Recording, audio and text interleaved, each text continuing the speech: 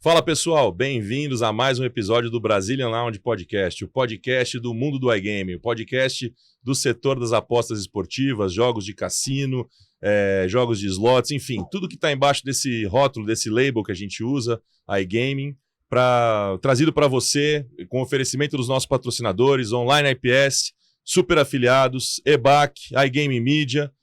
E hoje aqui com a gente, é um prazer ter você, Luiz Felipe, como convidado. Apresento você já logo de primeira, Luiz Felipe Maia, advogado da MyLaw, escritório de advocacia. Bem-vindo, é um prazer ter você aqui, Luiz. Obrigadão, é um prazer estar aqui. Faz tempo que eu tenho vontade de participar aqui com vocês. Hoje, graças a Deus, vocês finalmente me convidaram.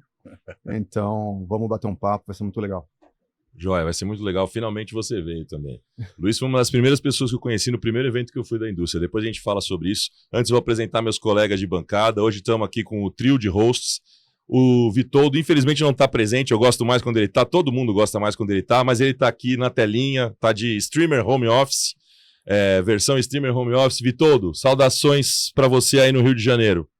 Fala, pessoal. Tudo bom? Obrigado aí, Ricardo. Fala, Felipe. Como é que você tá? Tudo bom? Tudo bem, Vitor? Uma pena não estar aí contigo pessoalmente, cara, mas, bom, já já a gente se encontra aí, seja lá em Portugal, em Oeiras, né? Ou de repente em Malta lá, a gente se vê pessoalmente. Alessandro, bom te ver de novo, cara. O episódio de hoje promete aí. Vambora.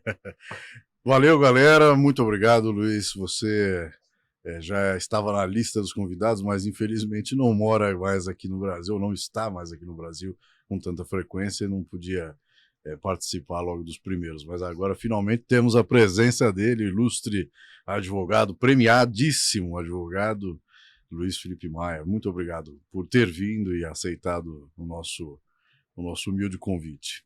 Coloquei até um paletó hoje, ó, para acompanhar Vossa Senhoria. Vocês falaram que não era formal, até tirei a gravata. É como você se sentir melhor. Pô, Como então, você se sentir melhor. Não fala assim. não fala assim que pode dar Tá errado. todo mundo de meia. Eu quero saber se tá todo mundo de meia. Eu tô. Eu também. Hoje tá. Somos todos de meia. São Paulo hoje não amanheceu com o melhor dos climas. O inverno tá vindo quando era para estar chegando o verão. Puxa, é verdade, né? Esfriando bem. Esfriando bem. Pois E você chegou no Brasil mais uma vez para acompanhar essa loucura toda que está acontecendo, né? Assim, a gente vem sempre aqui, faz esse bate-volta, eu brinco que a ponte aérea do Bacalhau, né? Mas tem muita coisa acontecendo, tem Brasília, tem escritório aqui, então a gente está sempre indo e voltando. Essa ponte aérea do Bacalhau já me deu uma ideia, viu? Vou começar a anotar aqui uma lista de compras que da próxima vez já pode começar a trazer vinho do Porto, vinho normal, aqueles vinho nacional, né? Vinho nacional. Vinho nacional. Azeite nacional. Azeitinho assim nacional azeite também. local, Olha, produtos vinho. locais. Origem controlada. Pode trazer, a gente gosta, nós bebe também.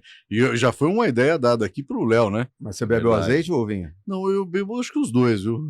Dependendo do horário. Eu não sei como que eu não bebo azeite, tanto que eu sou fanático por azeite. Eu também gosto também. demais. Acho que eu botei o nome da minha filha de Olivia por causa disso, de tanto que eu gosto. O pessoal fica falando que é Olivia Newton-John, de tanto que eu gosto de azeite e azeitona. Mas você fala, não é uma brincadeira, grego toma, né? Eu não sabia disso, eu aprendi lá na Grécia, os caras de vez em quando tomam isso. E aí, morremos? Não, voltamos. Você sabe que na época de faculdade tinha aquela lenda, né? Que antes de beber, toma uma colher de azeite para aguentar. Já ouvi falar disso aí também. Ajuda. Então já sabes, né, meu amigo? Traga vinho, pode trazer azeitinho. Azeite medicinal. Azeite medicinal. Pode trazer, a gente gosta. Pode trazer uma azeitona também, que deve ter umas boas por lá. Entrou no circuito de vez, né? Foi uma notícia desse ano. Um dos eventos tradicionais mudou de cidade e vai para Lisboa a partir do ano que vem. E uma cidade que sempre teve muito trânsito do pessoal da nossa indústria. Sempre tive bastante contato com pessoas lá. Agora vai entrar no circuito das visitas anuais mesmo, que nem era Londres no passado, Barcelona. Cara, assim, Lisboa tem uma coisa muito favorável, que é a posição geográfica. Então, quando a gente decidiu abrir uma filial do escritório lá, foi justamente pensando nisso. A gente está mais próximo dos clientes, a maioria dos clientes estão na Europa. Então, com isso, eu tenho muito mais disponibilidade para estar pessoalmente com os clientes, para fazer visita, até para participar de eventos na Europa. Venho para cá com frequência, tenho aqui meus sócios, minha equipe, e tem equipe lá. E é um voo rápido. Então, eu consigo... O Vitoldo sabe disso, que ele faz esse eixo também. Você dorme no voo e acorda já no outro país para trabalhar. Acorda, então você não acorda trabalhando. Ou acorda em casa. Então, é muito prático. Isso é muito bom.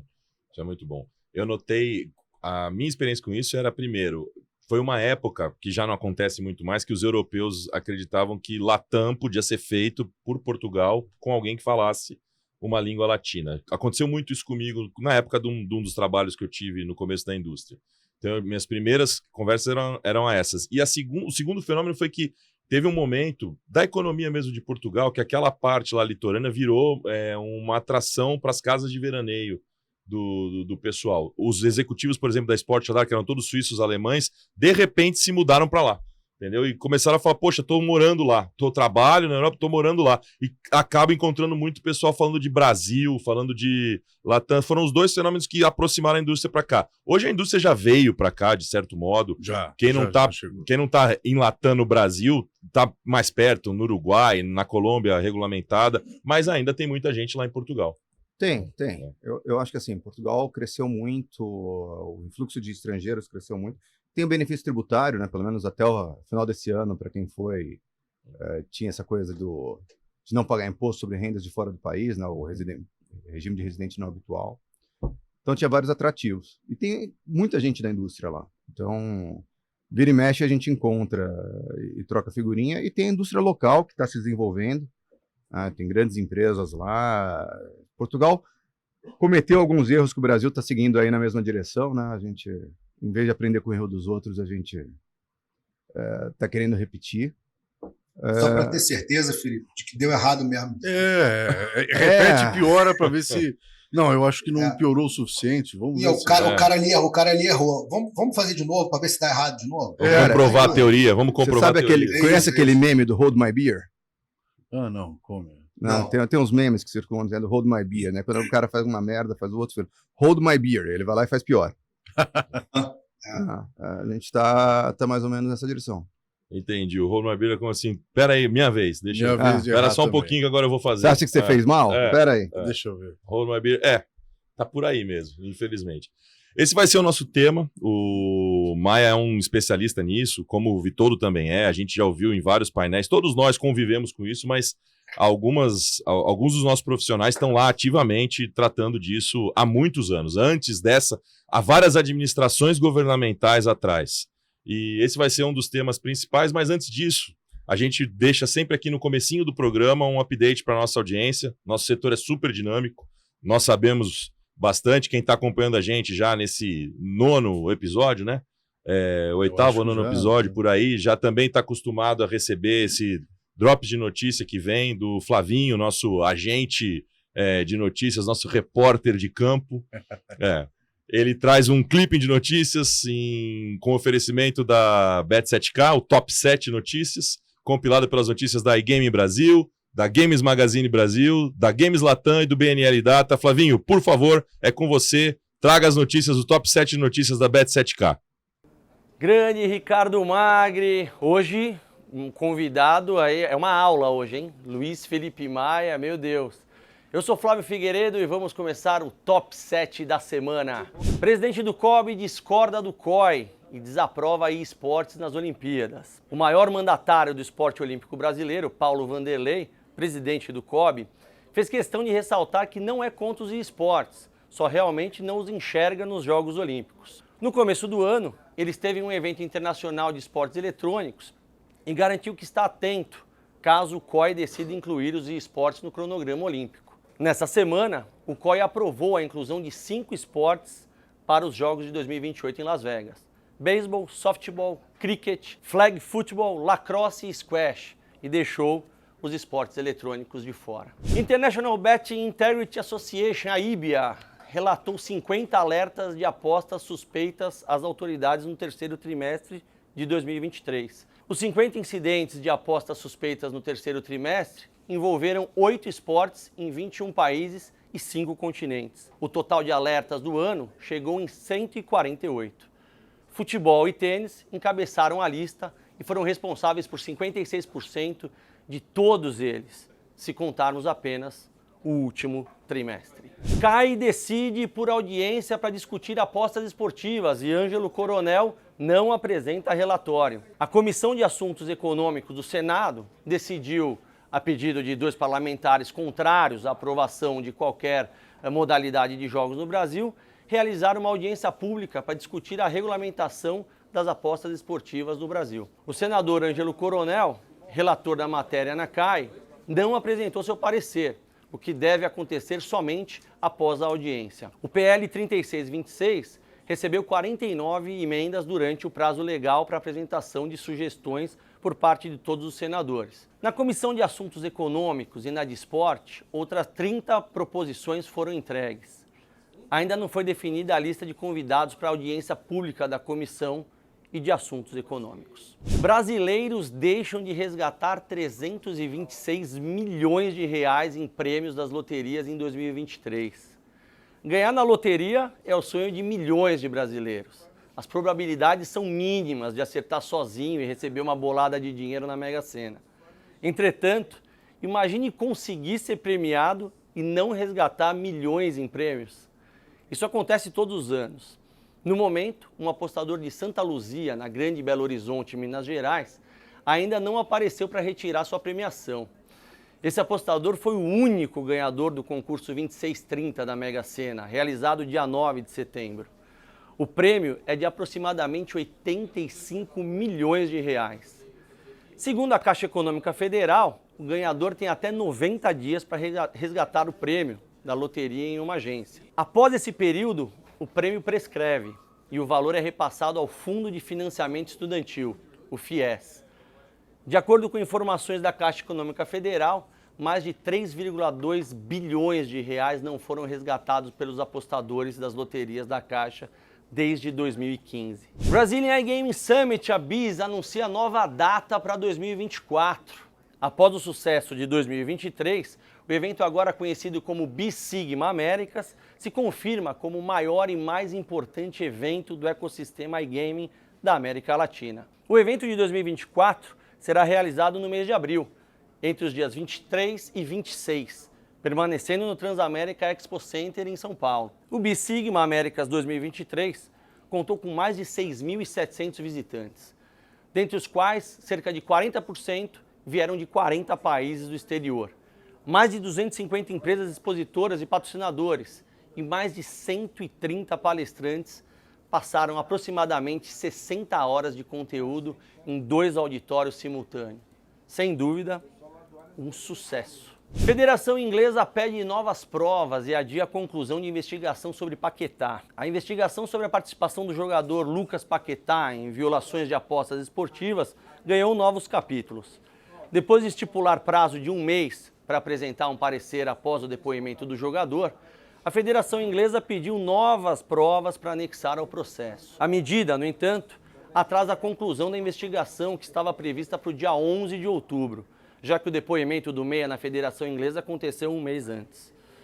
Advogados ingleses, contratados pela empresa que agencia a carreira do jogador, estão acompanhando de perto o desenrolar do caso. Em reunião na manhã da última quarta-feira, o senador Romário apresentou seu relatório sobre o PL 3626 de 2023 à Comissão de Esporte. O ex-jogador acolheu a mudança da outorga de 3 anos para um prazo de 5, permitindo até 2 marcas comerciais por operador e mantendo o valor de 30 milhões de reais. No texto, Romário também pede a proibição de apostas sobre eventos isolados, escanteios, laterais, cartões, etc. O prazo vai até 11 de novembro e o PL tramita na Comissão do Esporte e na Comissão de Assuntos Econômicos, cada um com seu relator. E com essa notícia, fechamos o Top 7 da semana. Volto com vocês aí do estúdio. Porra, essa última aí foi maneira, hein? Eu já achei que precisava ser melhor. É Mas, mesmo? infelizmente, é uma situação que a gente tem que enfrentar, né? Exatamente. Não temos muito o que fazer. Ah. Hold my beer. Hold my beer. Hold my beer. Obrigado, Flavinho. Valeu. Essas foram as notícias, o top 7 de notícias do nosso setor, trazido pela Bet7K. E é isso. A gente tem sempre notícias como essa vindo, porque o momento anda, mas tem aquela impressão de que não caminha como deveria, né? A gente tem eventos consecutivos em Brasília, todos nós, vira e mexe, estamos por lá, ouvimos, escutamos, mas tem uns zanza de atividades lá que complica o negócio, né? O clipping, né? Desculpa te interromper. O clipping de notícias do Flavinho é legal. Porque às vezes você perde alguma coisa e ali ele traz as 7 principais e tal, joga na tela. Eu acho que ele deveria começar a considerar, no mínimo, fazer um diário. Um diário. Seria legal. Isso seria um diferencial. Fica a dica aí, Flavinho. Por favor, hein? Flavinho tá trabalhando pouco já. Não faz mais nada. Bota mais trabalho pro Flavinho. Ou contrata alguém para fazer o clipping todo dia. Diário, pô. Exatamente. Um jornal diário. Ele acha o veículo para postar, grava, YouTube mesmo. grava e manda. Exato. Grava do celular, grava Não, de mas qualquer é legal, lugar. é legal. Não é? Né, meu amigo? A coisa é Dinâmica. dinâmica e complicada, né? E agora vai de vez, né? Cara, a gente espera que sim, né? Tem aí, acho que em novembro a gente vai ver o que vai sair. O que vai nascer do Senado e deve voltar para a Câmara, provavelmente com alterações. A gente já viu ontem, né?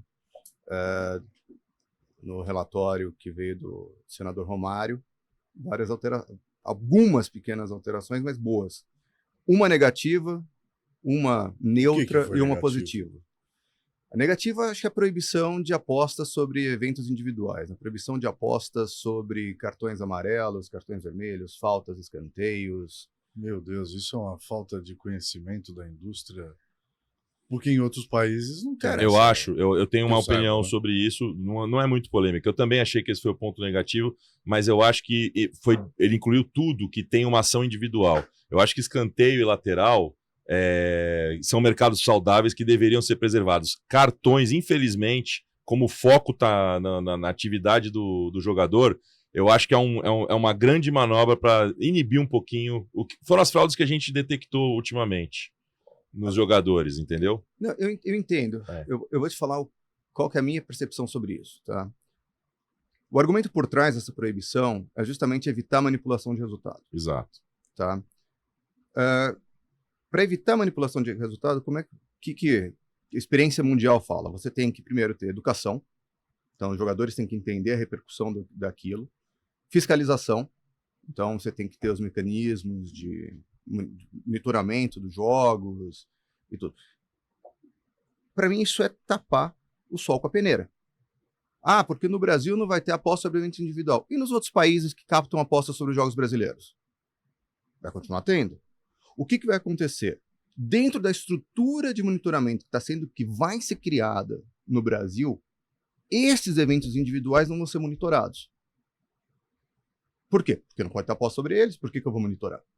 É um belíssimo argumento. É um belíssimo argumento. Eu acho que você tem razão. Vou acrescentar aqui. Vai abrir essa brecha. Vou acrescentar aqui o seguinte.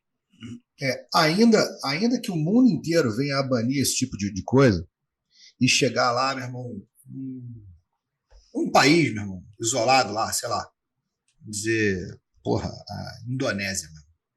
Cara, a Indonésia resolveu criar uma loteria apenas sobre cartões amarelos. Não, o nego vai pegar e propinar o juiz ou o jogador que cava o amarelo de lá.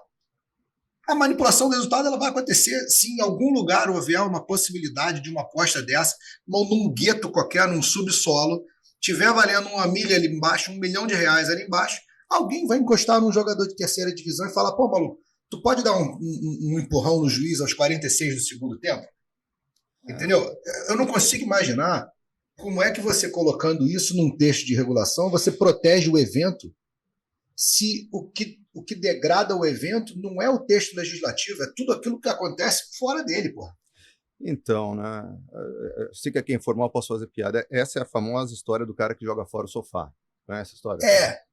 É isso. Não, conta. Não, porque não. a audiência pode não conhecer, né? É o cara que chega em casa e tem aquela surpresa desagradável de achar a esposa com o amante no sofá. Fala, isso nunca mais vai acontecer. Aí vai lá e joga fora o sofá. Pô, o problema não está no sofá, cacete.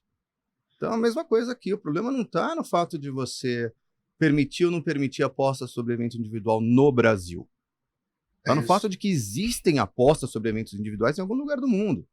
E que há um incentivo econômico para a corrupção nesse tipo de modalidade.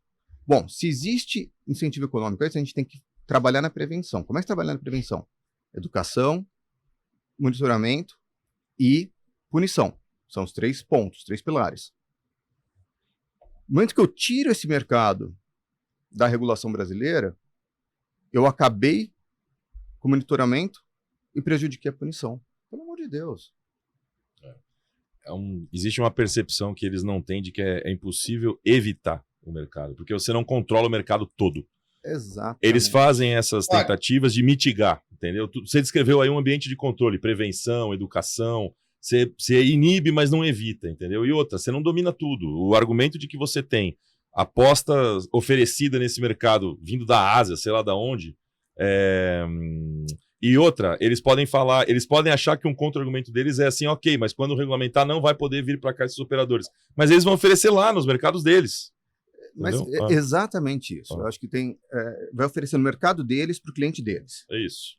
Tá? Vamos partir da premissa de que o Brasil consiga ser o primeiro mercado do mundo a conseguir blindar os seus apostadores e que nenhum apostador brasileiro vai apostar mais no mercado black. Tá? Vai ser o primeiro do mundo. Os Estados Unidos não consegue, China com firewall não consegue, ninguém consegue. O Brasil vai ser o primeiro. Vamos acreditar nisso. Não importa. Já teve casos aqui no Brasil de manipulação de resultado, de apostas realizadas na Ásia, feitas por crime organizado da Ásia, que não tinha nenhum brasileiro, nenhum apostador brasileiro envolvido.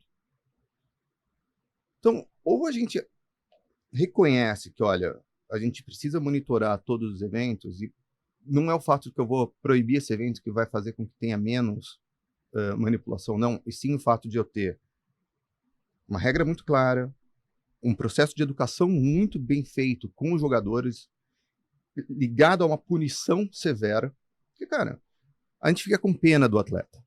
Né? Poxa, o atleta que não é tão bem sucedido, que, poxa, vem uma proposta para ele ganhar numa manipulação de resultado o que ele ganha num ano.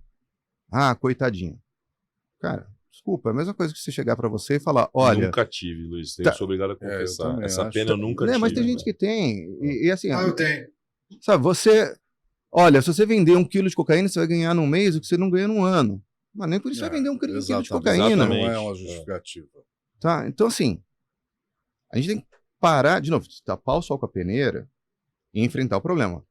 Na hora que as punições começarem a acontecer de forma grave... Concordo. O cara vai falar, pô, peraí, Olha só. não vale a pena. Não sei se vai acontecer. Eu concordo.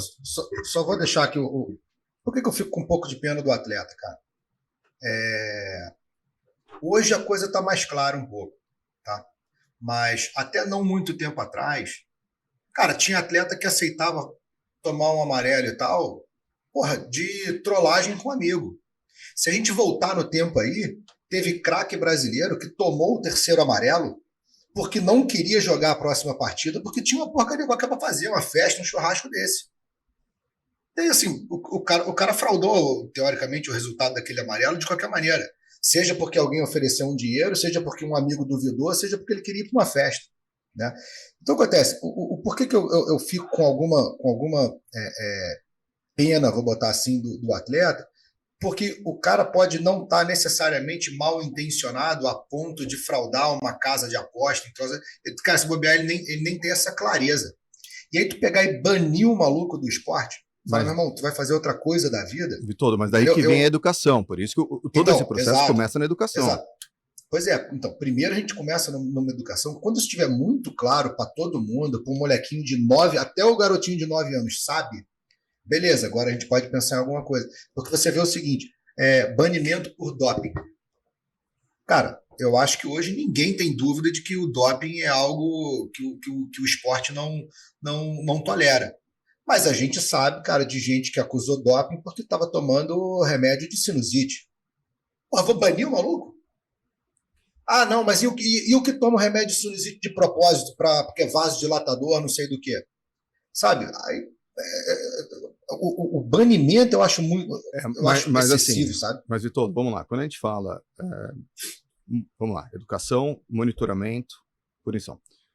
Monitoramento, para você identificar que uma determinada conduta, né, seja um cartão, seja uma falta, seja uma lateral, seja um escanteio, tem relação com o esquema de manipulação de apostas. Você tem uma relação de causalidade. Então, o que acontece? Você verifica um movimento que foge ao padrão de apostas, tá, que bate com um ato que foge ao padrão do jogo.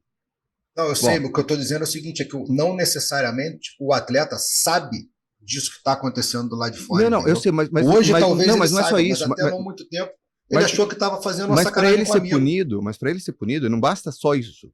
Deixa eu só terminar. Então você tem que ter a aposta, você tem que ter o evento, e a investigação vai ter que demonstrar que o atleta fez aquilo de forma dolosa para beneficiar aquele grupo de apostadores. E aqui, me perdoa o juridiquês, tentando simplificar, é doloso. Quando a gente fala doloso, é intencional. Não é culposo, não é o cara, olha, eu não sabia, mas acabou acontecendo. Eu fui negligente, eu agi... Não, eu fiz com a intenção de manipular uma aposta. Então, isso tem que ser provado. Essa intenção tem que ser provada para que tenha a punição. Então, para mim, assim, o cara que não sabe que aquilo vai beneficiar um determinado apostador, ele nunca vai ser punido. Agora, se ele foi provocado por um grupo a receber uma vantagem indevida para manipular um resultado, cara, esse cara tem que estar fora. Eu também concordo com Não isso. foi que outro dia contou uma história de um jogador que estava sendo ameaçado? Vocês lembram disso? Sim. Aí é difícil, viu? Eu acho que Mas é que tá. é uma linha difícil. Não, é claro que no você... curso da investigação, novo, o cara vai, eventualmente, ele vai mostrar, cara, tá sendo ameaçado. Se ele fez sob coação, sob ameaça, claro isso é excludente de punibilidade. É claro que é. Mas, assim, mas é difícil O provar, jogador, às vezes, o caso que eu acho que o Vitor está se referindo é que o jogador errou feio no começo para mim. Eu vou tentar recontar num termo elegante. Ele aceitou. Ele é um jogador de Série A, ele é um jogador bem pago, ele é um jogador que não, vamos dizer assim, aos nossos olhos, dificilmente passa por necessidade. Entendeu? Não é um jogador amador de um circuito de tênis terciário que vai num campeonato, sei lá, do interior de um país latino-americano. É um jogador de Série A de um time dos top 4 de São Paulo. Ele recebeu a primeira intenção, aceitou, mas ele não conseguiu fazer. Ele teve... A única coisa, vamos dizer assim, interessante é que ele não teve coragem, talvez, não se sabe o que passou dentro dele, ele não fez. Prometeu e não entregou. Aí ele foi ameaçado. Poxa vida, você se comprometeu, e aí ele começou a ser ameaçado fortemente, isso foi publicado nas conversas, e aí no segundo jogo ele falou, tá bom, vai, hold my beer, eu vou fazer, é minha vez, então eu vou fazer. Ele fez errado, ele fez, pra deixar claro pra audiência, se não sabe o que ele fez errado, ele fez o evento negativo, que foi tomar um cartão, mas ele fez depois que o juiz apitou os 90 minutos. E isso não vale pro mercado das apostas. Ele não teve coragem de tomar um amarelo que prejudicaria desportivamente a equipe, ele esperou terminar o jogo e foi lá falar uma abobrinha pro juiz, o juiz foi lá e pumba, amarelou ele. E aí tomou o cartão, o que também não valeu, aí ele foi mais ameaçado ainda, porque o cara fosse... Porque o cartão que ocorre fora dos 90 minutos não conta na estatística da casa. Exatamente. Então, e aí embora ele tenha tomado o amarelo, quem apostou naquele amarelo não ganhou. Exato, não ganhou. Sim. Então, onde está o meu ponto, para resumir bem meu ponto? Ele vendeu e não entregou 2 vezes, entendeu? Mas o problema está em ele ter vendido, entendeu? Já começou ali o erro dele e é primário. O problema está em ele ter vendido. E para comentar o que você estava falando, você lembra? Eu cuidei de um serviço desse por muito tempo, da Sport Radar, no Brasil, na América Latina inteira, quando eu comecei lá, eles só tinham a divisão de educação e monitoramento. O monitoramento deles era muito forte, é muito forte ainda. É o que monitora a FIFA, a UEFA, a Comebol, a CBF aqui, é um monitoramento muito forte. Eu vi nascer o investigação e eu vi a investigação crescer a ponto de ser o maior componente desse serviço, porque era o que complementava a análise humana atrás do monitoramento, talvez alguma situação de vamos investigar esse cara, redes sociais e tudo mais. Sim. Por um tempo, e isso foi o que enriqueceu o serviço a ponto do CAS aceitar qualquer apontamento da Sport Radar como prova cabal de que foi fraude mesmo. Sim. Eu acho que assim, eu vou fazer uma comparação, tá? Lembra aqueles casos de gerente de banco que a quadrilha ia na casa do cara, deixava a família como refém e falava, agora você vai abrir o cofre do banco? Isso. Cara, esse cara nunca seria preso por roubo de banco. Exato. Porque ele está sob forte coação. Ah, não. Mas ele vai ser demitido. Cara, mesma coisa. Ah, vai. A gente sabe que vai. Ele não vai preso, mas ele vai ganhar uma caixa de papelão para guardar o porta-retrato. Então ele foi duplamente infeliz, porque ele sofreu. Vamos lá para o jogador. O jogador vai ser banido se alguém fizer isso com ele. Agora você vai ter que ir lá e tomar um cartão, não sei o quê, porque eu estou aqui com a sua família. Não vai. Não deveria, na minha opinião. Ele foi vítima. Ele foi vítima. Ele vai provar que estava sob coação. Por isso que eu acho que assim. Como diz o Arnaldo, né, a regra é clara. A gente tem que cumprir. O problema é quando não cumpre. Tá? O problema é quando você começa a alisar. O problema é quando a gente começa a ter esses casos e não pune.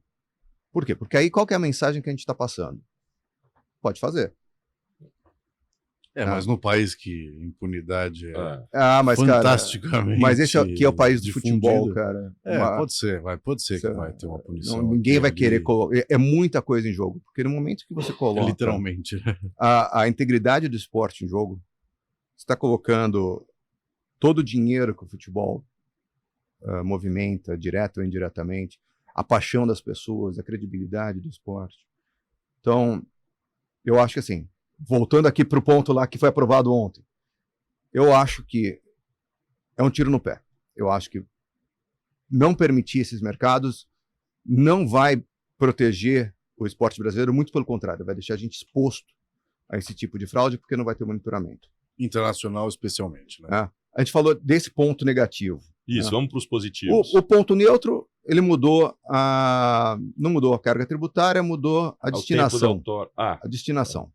Ponto positivo, mudou que, na verdade, a outorga vai dar direito a 2 marcas. Isso. Né? Então, você, com uma licença, pode operar 2 marcas, o que é muito bom para muitos operadores que podem ter uma marca mais regionalizada ou marcas para 2 públicos diferentes, ou grupos que já têm marcas diferentes e querem trabalhar marcas diferentes. Isso é muito positivo. Isso aí foi positivo. E foi a primeira vez que eu vi uma coisa nesse sentido. De tudo que eu leio e vejo, foi a primeira vez que eu vi um caminho para esse sentido. Então, teve uma discussão dentro do Ministério da Fazenda sobre isso.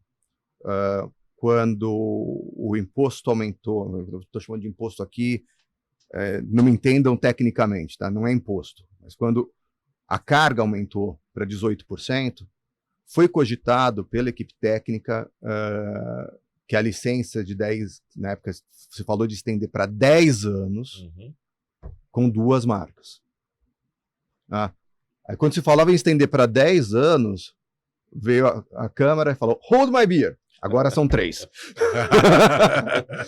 Entendeu? Suavemente, uma suavizada no prazo. Pois é, que coisa absurda. Uma sutil alteração de prazo. Agora, eu acho que 2 marcas também ajuda, claro, mas não é suficiente. Tem empresa que tem muito mais que 2 marcas. Mas vai ter que pegar quantas outras? Mas tem uma preocupação, e aí eu acho que a preocupação é legítima, de não criar no Brasil um mercado de white label. De não criar um mercado. Porque é a opção do regulador. É uma opção do regulador, mas não tem nada de errado em ter. Não, é uma opção do regulador de, olha, eu não quero fazer como o Curaçao fez, de ter um master licenciado com 500 licenças, 500 sublicenças. Eu não quero sublicenças.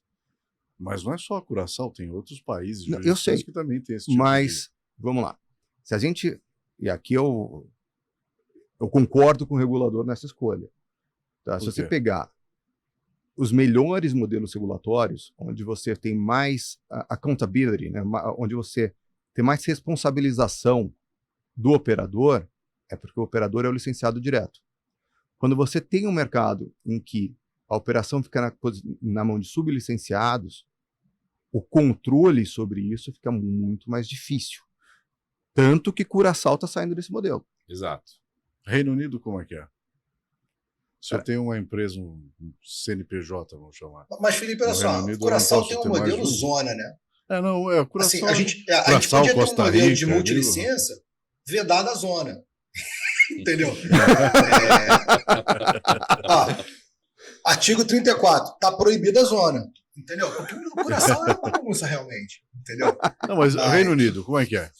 Cara, Reino Unido você não tem sublicença. Não tem sublicença, mas você pode ter mais de uma marca na sua própria Você pode ter mais de marca. empresa. Só que você não pode ter sócios diferentes, beneficiários diferentes nessas marcas. Entendi. O problema da sublicença é que tem um beneficiário diferente. Tá.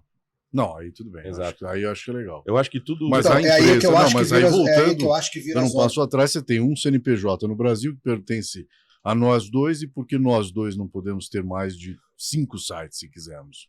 Então, a preocupação deles é o seguinte, tá?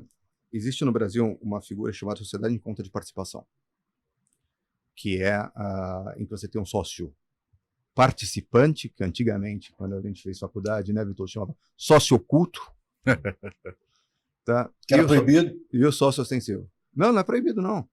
Não. Da maneira como você vai começar a descrever. Não, e aí o que acontece? Você pode fazer sociedade de conta de participação em vários empreendimentos. Então, o que eles não querem? É que você invente uma sociedade de conta de participação em cima da operação da marca X. Então, eu tenho uma licença, eu tenho 10 marcas, cada marca eu tenho uma sociedade de conta de participação em cima, em que eu tenho, na verdade, o investidor daquela marca dentro de uma sociedade de conta de participação recebendo os dividendos, mas ele não aparece, para todos os efeitos, aquelas marcas são todas minhas. É uma opção do regulador, seja para vender mais licença, seja para ter mais controle, e me parece, nesse sentido, uma opção razoável. Eu acho que uma marca só estava apertado, principalmente pelo preço da licença. Exato. A licença no Brasil, a gente está falando de 30 milhões de reais, de novo, Hold My Beer. A gente está tendo a licença mais cara do mundo. O país onde o player velho não é o melhor do mundo. Exatamente. Exatamente. Você sabe o que eu acho que seria um modelo razoável, Luiz? E aí queria te ouvir em relação a isso. É o seguinte, não tem limite de sublicença, não. Mas o sublicenciado tem que ter, sei lá, 51% das cotas como proprietário ou licenciado principal. Por quê? Você permite a venda, Ricardo, de uma sublicença, mas você mantém o cara integralmente responsável pelaquela operação, que é algo que não acontece com o Curaçao. Curaçao, o cara entrega aquela sublicença ali e, meu irmão, não faz ideia do que está acontecendo naquela empresa que pegou a sublicença. Exato. No momento em que eu deixo você com 51% obrigatoriamente e 100% da responsabilidade, não, tu vai tomar conta do cara. Não, mas eu dou um passo atrás. Se eu tenho uma empresa e eu quero ter 2 ou 3 ou 5 marcas da minha própria empresa, não poderei ter. Isso eu acho saudável, Ale. Pô, eu acho saudável pra caramba. Mas o conceito que o Luiz e eu concordo com ele eu não sou tão fã da gente criar um negócio muito do white label. O white label tem esse componente que o Vitor estava escrevendo. Você dá licença pro cara. É um drible. Você paga tudo. Não, tudo bem, e você pulveriza a tua label. licença, se for ilimitada, para qualquer um. Entendeu? Isso é mas complicado isso de white controlar. label. White tudo label. Bem. Eu até posso querer entender, não vou. Então, não gosto, acho que deveria ser mais aberto. Por isso que eu vou acrescentar ao white label. Pode até ser white label. Mas você tem que ter 51% das cotas e a responsabilidade é integral sua. Então, aí eu já não chamaria white label porque não é só o label que você está dando, você está ficando partner. Sim, tudo bem, mas os UBOs têm que ser declarados, pô. Gente, Vamos lá. Não vai mudar nada, gente. Brigando, mas eu Não, gostaria eu muito de brigar entendo, e eles ouvirem. eu Eles entendo. podem ouvir. Não muda, porque eu o acho- Felipe vai a Brasília e ele fica falando no ouvido do senador lá. Então, Não, e vai que o cara também ouve aqui. Eu tô mais com a assiste. Lê. Eu acho saudável o grupo ter 4, 5 marcas estratégicas. A gente tem isso Eu aqui no conheço um Brasil. empresário que tem umas 200. São todas dele. Não, De uma mesma empresa. gente. Ele não tem. Ele vai montando com estratégia. Um é mais cor-de-rosa, outra é mais lúdica para esse lado, outra é mais séria. Aqui é Prime. Como é que chama a empresa? Ivy. Ali em Camden Town. Umas 200, não sei, mas pelo menos umas 50 ele tem. E ele tem uma marca para cada público, com abordagem diferente, com uma estratégia diferente de aquisição, de retenção. Um é premium, outro é mais simples. Ale, Isso aí. eu vou te Sim. falar o seguinte. Eu não acho que isso seja necessariamente ruim. Tá? Ter várias marcas, ou ter um número X de marcas, 2, 3, 5, 10, 20. Não é isso. Mas vamos ser realistas. A gente está saindo de um mercado, de um não mercado, tá? Da ausência de regulamentação, para alguma coisa. Essa alguma coisa, em vez de começar com um, já estão falando em começar com 2. Cara, Um estoicismo forte aqui. se no futuro o regulador perceber que, olha, tudo bem, dá para controlar, a gente está seguro, vamos permitir mais 2 marcas, ou mais 3 marcas, ou mais 10 marcas, cara, cabe a gente demonstrar para o regulador que isso é saudável para o mercado. Agora, de novo, sendo muito prático, eu acho completamente inviável esse pleito nesse momento. Nesse momento, esse pleito de 2 marcas já foi um golaço. Também achei. Um golaço. Por que 2 e não 3? Por que 2 e não 7? 5, 10. Cara, a pergunta para mim hoje é: 2 é melhor do que 1. Concordo. Plantar semente foi a melhor coisa. Deixar esse tema Entendeu? em voga. Essa discussão nossa, por exemplo, acontecendo por causa disso. Não, eu acho que assim, já se quebra um paradigma ali, que é, olha, você pode ter pluralidade de marcas dentro de uma licença. A conversa depois Verdade. fica Para mais adicionar fácil. mais Ideal. uma, fica mais Depois fácil. você vê qual o número ideal. Depois fica mais verdade. porque, cara, É, sair boa do ideia. 1 pro 2 é muito mais difícil do que depois sair do 2 pro 10. É como a questão, eu detesto o que está hoje no Senado e acaba eventualmente acontecendo. Mas pelo menos abre a discussão, abre um pouco as portas para que no futuro a gente vá melhorando isso, e para o Brasil vai ser muito bom se realmente a gente conseguir adaptar para um modelo que funcione comercialmente. Sim. Né? Então, mas já abre as portas, Sim. já começa alguma coisa. Admite a possibilidade. Exatamente. E traz para o meio. É importante colocar esse componente na discussão. Não, e agora que você falou de que funciona comercialmente, Magno, não vou tomar a tua liderança aqui, mas Não, você vamos é o falar convidado um pouquinho nosso. assim, saiu lá o relatório do senador Romário. Tem muito importante o relatório que vai sair do senador Ângelo Coronel. E tem alguns pontos, eu tive a oportunidade de me reunir com ele, com a equipe, outros grupos também se reuniram com eles. E tem alguns pontos que são muito importantes, e que acho que vale a pena a gente falar aqui, porque a indústria também precisa se manifestar. A indústria tem que pegar, olha, manda e-mail para o senador, manda e-mail para os senadores. Se possível, se você tiver algum contato, vai lá. Então, se você tem um contato com algum senador, com alguma assessoria, marca a reunião e tenta ir lá conversar. Se você não tem, prepare um e-mail e manda e-mail para os senadores com esses pedidos, porque são muito importantes. Eu não vou aqui entrar no óbvio de que o imposto de 18, os repasses sociais de 18 são muito altos, porque somados com PIS e COFINS dão mais de 33, 35. Não vou entrar aqui no óbvio, porque já tem muita gente falando disso.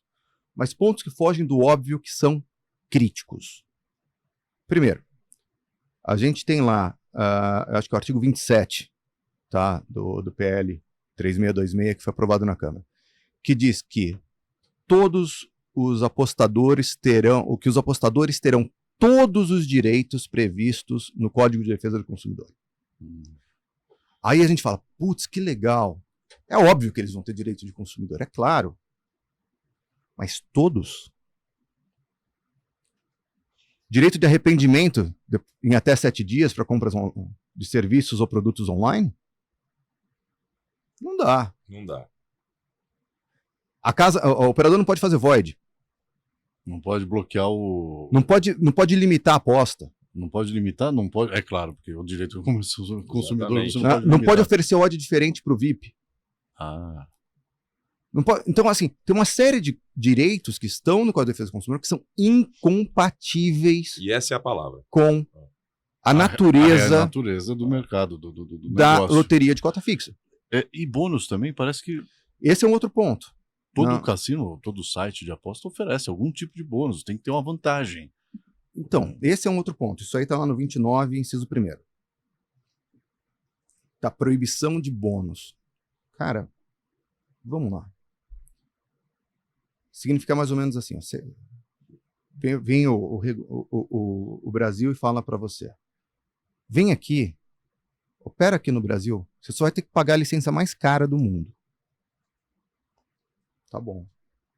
Mas o Brasil é grande, eu vou. Mas a carga tributária é também uma das mais altas. Mas, sabe o bônus? Você não vai poder dar. Então, como é que você vai fidelizar o seu cliente? Adquirir. Adquirir É. e fidelizar Adquirir, também, porque fidelizar. você pode dar free spins, etc. Não, adquirir, fidelizar e outra. Olha, eu não operei até hoje. Eu estava esperando ter uma licença no Brasil. Eu vou começar a operar agora, tá? Depois que eu tiver minha licença. Mas como é que você quer que eu concorra com um cara que operou e deu bônus a vida inteira para criar essa base de cliente? Sendo que para criar a minha base eu não vou poder usar bônus para fazer aquisição. Não dá. Mais do que isso, você quer que eu fique operando no Brasil sem poder oferecer bônus, enquanto o cara de Curaçao, de Malta, de Gibraltar, de qualquer lugar vai oferecer bônus. Como é que eu seguro esse jogador aqui? Você não segura. Governo, você consegue barrar esses caras de fora? Aí o governo vai falar, não. Não, e aí tem... Não, mas fica pior. Porque esse teu jogador ele vai estar sujeito a uma retenção do imposto de renda de 30% sobre qualquer prêmio acima de R$ 2.112.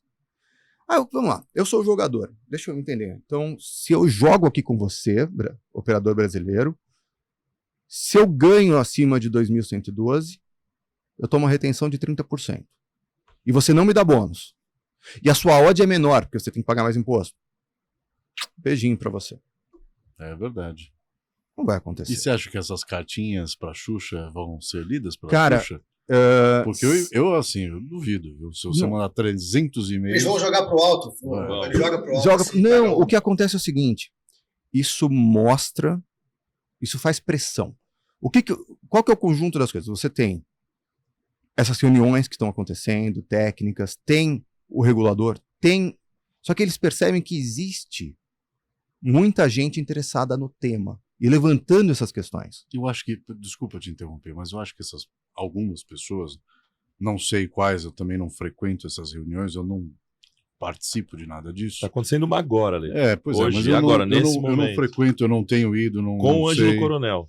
Mas assim, eu acho, não sei, talvez eu esteja errado, mas o feedback que eu recebo me soa mais ou menos assim, vamos ajudar, me ajuda, não sei o quê. Não tem ninguém que chegue e fala assim, filhão, se você não fizer assim, eu vou derrubar o Brasil, eu vou explorar o Brasil, e você não tem como me bloquear. Eu vou te contar uma coisa, na internet você não tem como fazer cadeadinho na porta no meu bingo, porque aqui é a internet. Eu vou trocar IP, vou trocar domínio, eu vou fazer tudo o que eu quiser e eu não tenho como aceitar isso. Acho que falta uma certa firmeza. Os caras vão lá muito pisando em ovos, conversas assim, Então, olha, políticas. mas eu, não olha sei, só, acho, né? eu falei isso com palavras menos doces em 3 audiências públicas que tiveram lá. Entendeu? Esse cara é do mal, eu já vi ele falando Eu falei, umas coisas que me deixou. Ó, não foram palavras tão duras quanto aquelas que eu falei lá, porque o cara da Caixa Econômica não gostou, mas por isso que eu falei, não foram duras, foram palavras menos doces. Tá? Mas eu acho, e falei também com o Valdir, com o Alexandre Manuel, mas, assim, eu acho que eles têm alguma dificuldade em acreditar, cara, sabe?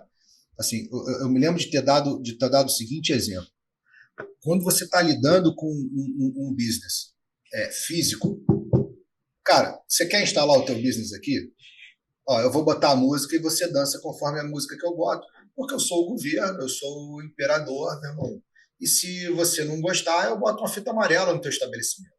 E isso serve para o açougue, isso serve para a boate, isso serve para o cassino, para o bingo, seja, para qualquer coisa. Né? Eu dou as regras, e se você não dançar a minha música, eu boto uma fita amarela no teu estabelecimento. Né? Um adesivo na porta, daquele que tem lacrezinho que tu não pode romper. Cara, no online, seja ele qual for a atividade, se ela não toca o físico, né? E aí, por exemplo, é online, mas eu vou excluir, por exemplo, a Shopee. Por quê? A Shopee é online, mas o produto vem fisicamente andando pelo país.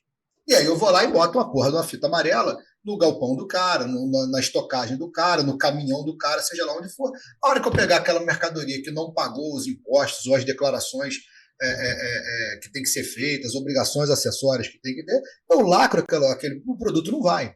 Né? Então eu vou excluir esse tipo de online porque ele toca o físico.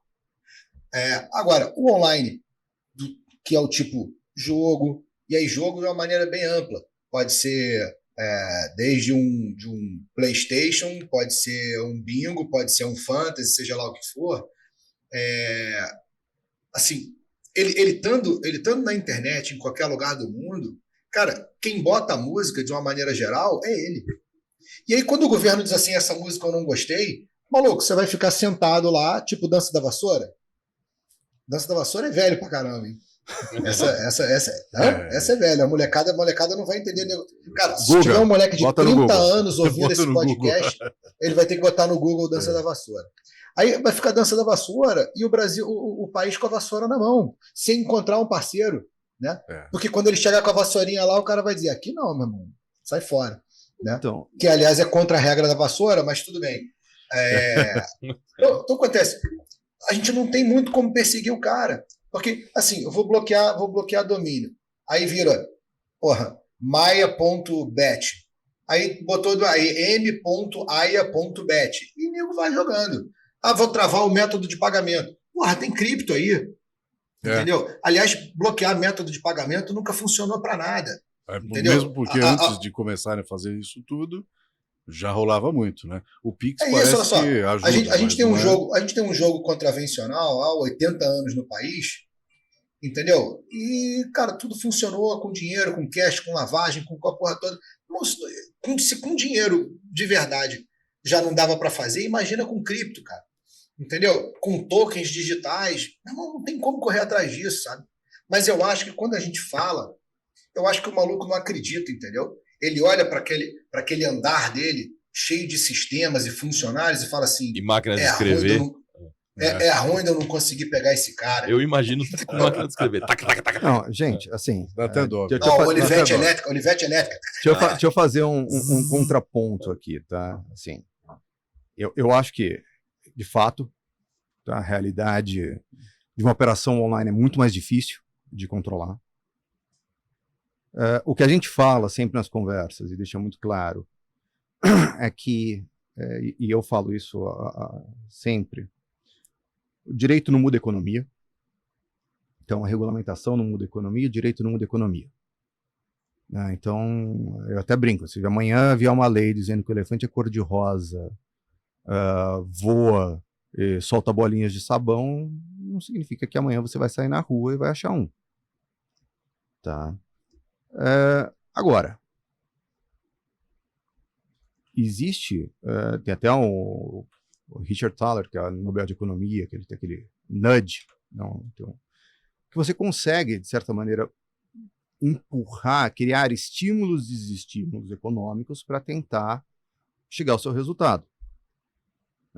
Essas dificuldades que vão ser criadas pelo regulador para o operador offshore não vão acabar com a operação offshore.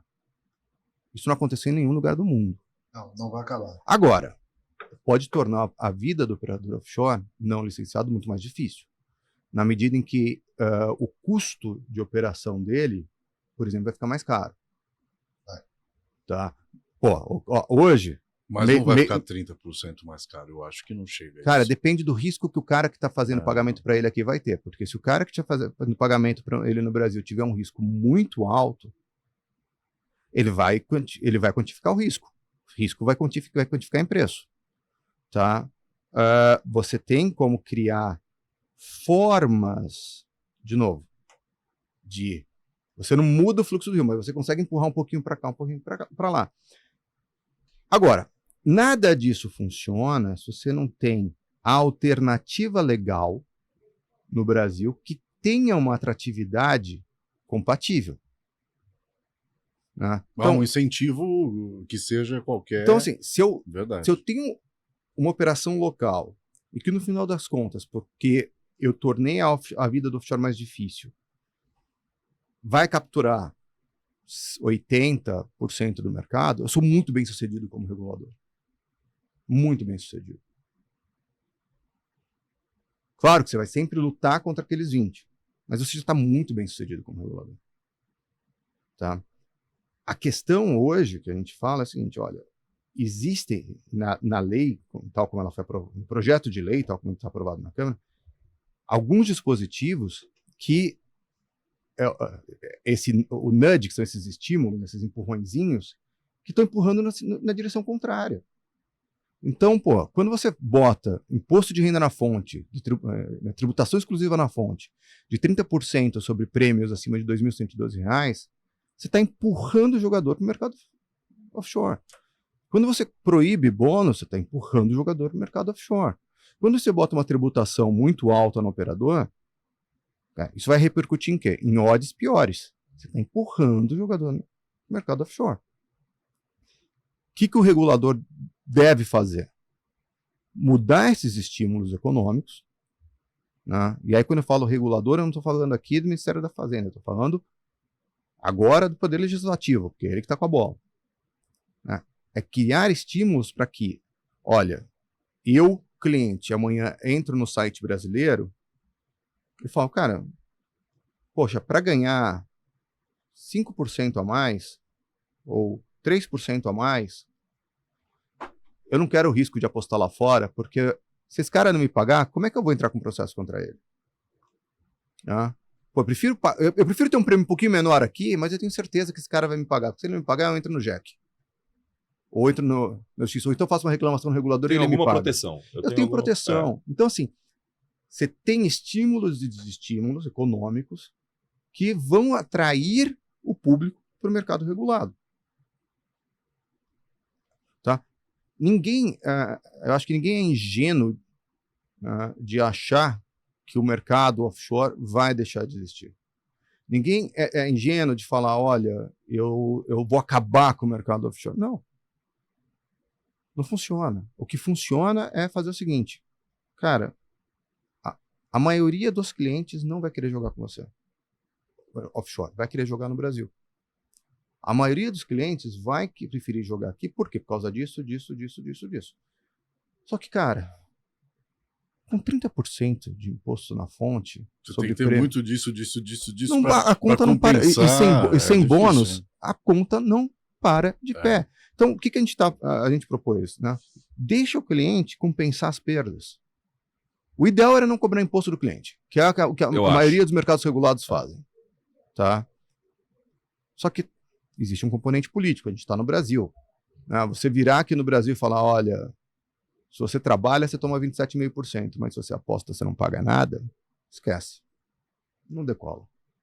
Agora, da forma como está, e aí eu tenho um professor de direito tributário aqui. Um professor de direito tributário. E todo. Você não acha que é inconstitucional, da forma como está na 13756, essa retenção exclusiva na fonte? Tá? Violação ao princípio de isonomia e capacidade contributiva. Porque, olha o seguinte, vamos apostar. Sou São Paulino, São Paulo vai ganhar o próximo jogo, não sei nem quando, sou São Paulino, não sei nem contra quem é. Jogou ontem. Não, É. mas vamos dizer que a casa está pagando 2-1, tá? Eu aposto R$1.000, você aposta R$2.000. Que o São Paulo vai ganhar, São Paulo vai ganhar. São Paulo ganhou. 2-1. Meu prêmio foi... Eu ganhei 2.000, né? Você ganhou 4.000. Esses 4, menos... vou fazer assim, você apostou 3.000, tá? Eu apostei 1.000, você apostou 3.000. Seu prêmio foi 6. Tira o valor da aposta, 3. Você vai pagar imposto. Certo. Eu não. Mas a gente fez a mesma aposta. Sobre o mesmo jogo.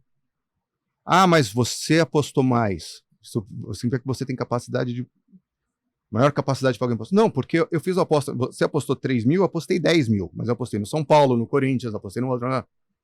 E ganhei todos, tá?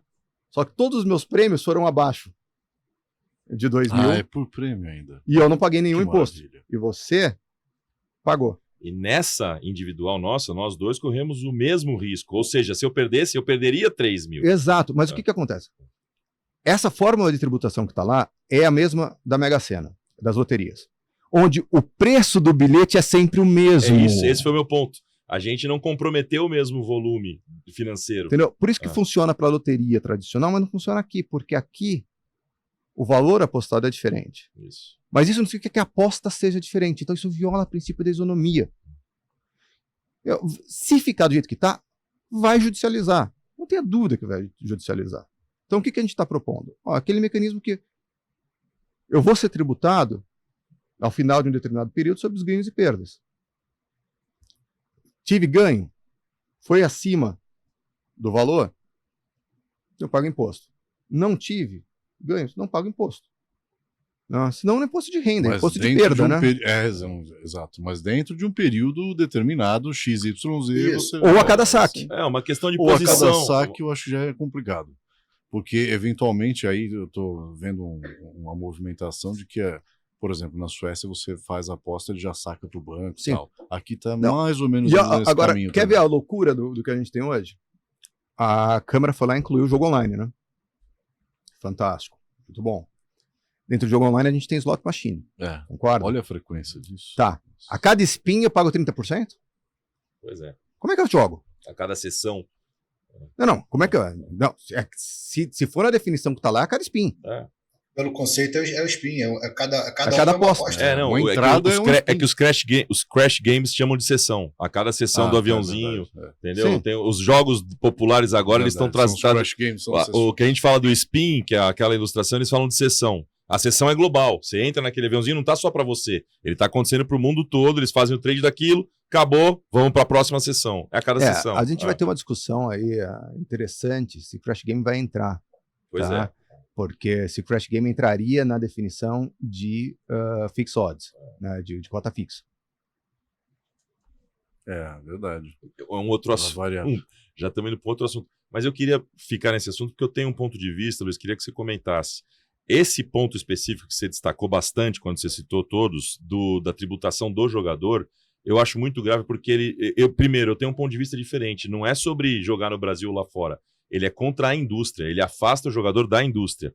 Porque, nesse ponto, eu não concordo um pouco com a ilustração que você fez, que ele jogaria no Brasil, ele jogaria lá fora porque ele não vai poder existir no Brasil. Isso afeta ele mesmo jogando lá fora. Porque ele é um residente e um fiscal no Brasil. E se eu jogo no Delotter, numa loteria do El Gordo na Espanha e ganho, eu não apostei em nada do Brasil. Nem o meu veículo de aposta foi brasileiro e nem o dono da loteria era brasileiro. Se eu ganhei, eu vou ser tributado, entendeu? Então ele afasta você da indústria. É uma coisa que afeta o brasileiro, pessoa física e residente fiscal. Mas olha... De alguma forma o dinheiro dele vai voltar para ele. Vamos dizer, vamos partir da premissa de que, de fato, o apostador brasileiro vá recolher o imposto sobre o ganho que ele vai ter no exterior. Tá? Porque a gente sabe que, infelizmente, não é bem assim que funciona na maioria das vezes. Mas vamos dizer que ele vá recolher. Aqui ele toma 30%. Ele vai pagar 27,5%. Para ele é negócio. Tudo No bem. volume Tá. pode ser realmente mais vantajoso. Entendeu? Até a tributação fica mais baixa. Gostei. Tudo bem, gostei. Como Vamos- nós não vamos- temos vamos- regulamentação aqui, vamos dar bônus para os nossos patrocinadores. Vou fazer um break aqui para a gente falar mais um pouquinho, agradecer o apoio e falar, expor a marca dos nossos patrocinadores. Online EPS, uma empresa de meio de pagamento especializada no nosso setor. A Super Afiliados, uma empresa de marketing de afiliação, uma empresa que trabalha justamente nessa atividade de aquisição de jogadores. A EBAC, empresa brasileira de apoio à compulsividade, uma empresa voltada para o componente do jogo responsável, para tentar ajudar na luta contra a ludopatia. E a iGame Media, uma empresa de marketing digital do setor, uma empresa de anúncios digitais que está crescendo bastante e apoia o nosso programa, sem esquecer da Bet Expo e da B-Sigma, as feiras do setor, marco histórico dos eventos locais aqui do nosso setor, que já está próxima, já vai acontecer em abril do ano que vem. E para quem está pensando em expor, em ser um expositor, é só entrar em contato com o pessoal, porque é o momento. A primeira edição compartilhada com a Sigma o ano passado, esse ano, quer dizer, foi espetacular. A próxima vai ser espetacular, maior ainda até, mais espetacular ainda. Então, entre em contato porque está próximo já está aí. E a gente sabe que esses eventos são espetaculares. Por falar em evento, tem aí chegando o EGR no Rio de Janeiro. Vitolo deve saber data, deve saber onde vai acontecer e tudo mais. EGR é um evento muito legal, um pouco elitizado, não é aberto a todo EGR é mundo, bacana. né? O EGR é muito legal. Onde vai ser e que data, você sabe, Vitolo? Cara, vai ser em Copacabana. Acho que no Marriott, em Copacabana. Eu tinha sugerido a Barra. Vá. Mas Mas não é no Rio de Janeiro? É no Rio, mas cara, bom, meu passaporte está válido para cruzar ali O São Paulo. túnel. Mas vai ser em Copacabana, 2021 ou 21 e 22, alguma coisa assim. Agora de novembro, né? Agora de novembro. Eu saio de Malta, 18. É grudado em Malta. É grudado em É Malta, grudado. Eu exato. saio de Malta 18 para estar aqui dia 20 de manhã. E já chego em cima da EGR aqui, cara. Vai ser Não é bacana. brincadeira, né? Final de ano vai ser Intenso. intenso. E para não perder a. Ô, Maia, Desculpa, deixa eu falar. Você falou o negócio da capacidade contributiva, cara. Você sabe que um exemplo que eu dava, sabe, eu passei 19 anos em sala de aula, né? E uma das matérias que eu trabalhava era IPTU. E aí falava lá a questão de progressividade, da capacidade contributiva, né? A progressividade do imposto em relação à capacidade de contribuir. E eu dizia que tinha uma coisa que era mal feita na legislação, que não é de todo impossível de você encontrar, mas falta sistema e tal, que no final das contas ficava mal feito.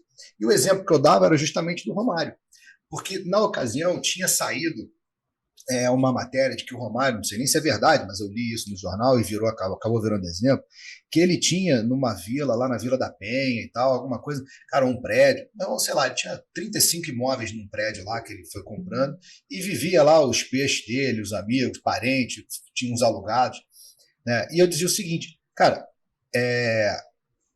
o IPTU ele é dividido por área do imóvel e localização do imóvel. Ou seja, o vizinho dele, que tem um apartamento, pagava percentualmente a mesma coisa que ele com 35. Porque você olhava para o imóvel individualmente, não na capacidade de contribuir do proprietário do imóvel. Quer dizer, o que você descreveu, aonde você gastou 3 mil, o Magri 3 mil, a capacidade de contribuir é a mesma, mas um está pagando mais imposto do que o outro, cai exatamente nisso, cara. Entendeu? Cai exatamente nisso. O exemplo lá era imóvel, que pode ser aposta, né? Você fazendo aposta em casas diferentes e tal, a retenção já não vai acontecer, porque é o cara da casa que tem que fazer a retenção, e aí se você vai declarar ou não depois, entendeu? Quer dizer, você já entregou na mão do contribuinte a decisão se ele vai declarar ou não vai declarar, entendeu? No momento em que ele pode fazer, inclusive, uma aposta de 1.000 no São Paulo numa casa, 1.000 na outra, 1.000 na outra, 1.000 na outra. No final ele apostou R$150 mil em diferentes casas, onde a decisão de declarar e pagar o imposto passa a ser dele, já que não vai haver retenção de nenhuma das casas, entendeu? E aí o que acontece? Se a gente está transferindo para o contribuinte a decisão entre declarar ou não, pagar ou não, independentemente da punição para quem não declara e não paga, está no outro campo, por que não deixar tudo na mão do cara? Entendeu? E dar a ele, cara, o que tantos outros mercados têm. Mercado de opção, mercado de ação. Você vai lá e junta dentro do período calendário lá e diz, olha, perdi tanto, ganhei tanto e tal, o meu saldo, e você tributar o saldo do cara. Exato. Entendeu? E se você não fechou a posição, você não é tributado. Se você não fechou a posição, dentro daquele ano, você não é tributado. Exato. Né? Então, assim, eu acho que isso vai terminar, entendeu? Com uma associação dos apostadores com uma porcaria de uma ação coletiva gigantesca. Aí o problema vira bilionário. Eu tenho esperança de que isso vai ser mudado agora no Senado, tá? Estou bem otimista em relação a isso ser alterado. Tomara. A ABAESP, que o Rodrigo Louco é o presidente, né, da Associação Brasileira dos Apostadores, alguma coisa assim, já tem tentado se movimentar há algum tempo. Né? Não, eu acho que assim, esse tema já ganhou atenção lá internamente no Senado. E acho que tem um último tema aqui também, não quero estender muito isso. Esse é engraçado. Medida provisória 1185 foi a medida provisória que veio falar das apostas esportivas. Vai caducar. Vai caducar. Veio o projeto de lei, a Câmara trabalhando no projeto de lei. A medida provisória, ela dizia que ela proibia a operação offshore, proibia a publicidade de operação offshore, criava penalidade para publicidade e operação. Só que ela vinha lá nas disposições finais e dizia, olha, essas proibições só vão valer a partir de uma data a ser definida pelo Ministério da Fazenda, depois que as licenças estiverem disponíveis. Legal. Alguém achou isso aqui no projeto de lei que foi aprovado na Câmara?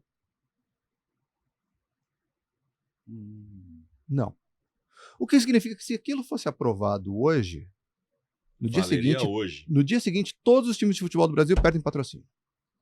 Eu adoraria ver isso acontecer. No dia seguinte, todos batendo lá no Senado. Todas as empresas de TV perdem publicidade. Agora, tem uma coisa que é mais legal ainda. Qual que é a penalidade para quem opera offshore depois da proibição? Não tem. Tem, claro que tem. Qual a penalidade? Proibição de contratação com o poder público por até 10 anos. Então, peraí. Todo mundo que está operando não vai poder pedir uma licença? Não. Volta a fita. Isso aí. Volta a fita. Peraí, porque a audiência pode ser esperta. Mas o apresentador agora é burro. Pera, não. Ou eles são burros ou eu sou burro. O que aconteceu? O que aconteceu é que esqueceram de colocar o prazo de transição. Sim, mas no segundo ponto que você eles contou, devem colocar isso em algum momento, não é possível. Não, esse é um ponto que a gente está trabalhando no Senado. Que precisa alguém trabalhar na cabeça do cara uma coisa básica dessa. Tipo, não estou entendendo, mas estou entendendo. Mas calma aí. O cara, ele acaba com o marketing esportivo, a mídia toda perde muito do dia para a noite. Não tem nenhum prazo para isso. O ponto é ele introduz um conjunto de medidas temerárias que a gente não sabe e ele não dá um prazo para isso se ele não dá ter prazo, uma transição. Então hoje. O ponto que ele falou é imediato.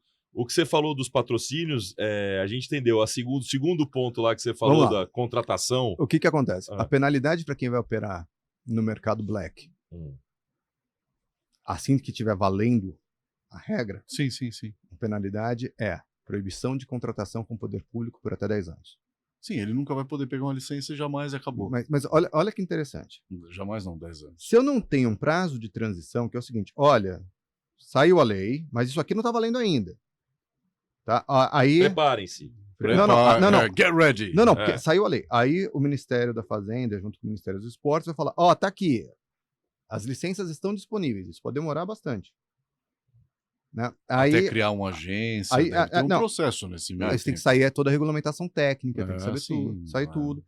Aí, as licenças estão disponíveis, aí a gente vai lá e pede uma licença. Não sai de um dia para o outro, demora algum tempo, porque eles precisam analisar todos os documentos, toda a parte de certificação, etc. Consegui a licença. Mas peraí. Isso aqui pode demorar 6 meses, 9 meses, 1 ano, 1 ano e meio. Tá? Só que se eu operei 1 dia, 2 dias, 3 dias no Black, depois que a norma, que a proibição valeu, eu descumpri. Eu estou sujeito à penalidade administrativa. A penalidade administrativa é a proibição de contratação com o poder público. Então eu não posso pedir licença. Não dá para isso valer imediatamente. Não dá para as restrições de marketing valerem imediatamente. Isso só pode começar a valer. E essa conversa a gente teve com o Mansur, a equipe dele, dentro do Ministério da Fazenda, e eles estão de acordo. Eles falam, não, de fato, tem que ter um prazo de transição. A gente acha que 6 meses talvez seja razoável. De fato, parece razoável. Eles entendem a importância. Só que isso, da forma como o processo se deu na Câmara dos Deputados... Esqueceram. Eliminou essa...